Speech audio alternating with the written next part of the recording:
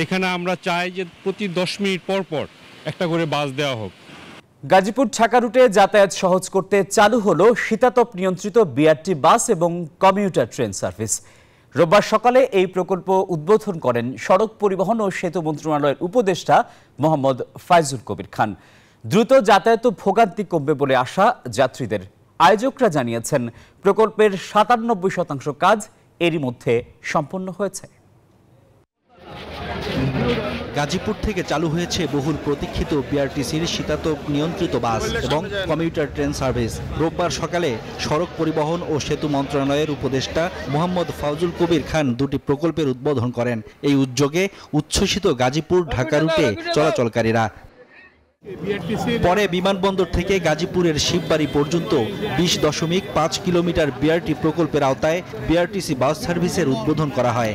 উপদেষ্টা জানান, double million offer Walton fridge কিনে পেতে পারেন 20 লক্ষ টাকা, রয়েছে কোটি কোটি টাকার নিশ্চিত উপহার। জুনের মধ্যে প্রকল্পের কাজ সম্পন্ন করার লক্ষ্য রয়েছে। আপাতত রুটটিতে চলবে শীতাতপ নিয়ন্ত্রিত 10টি বাস।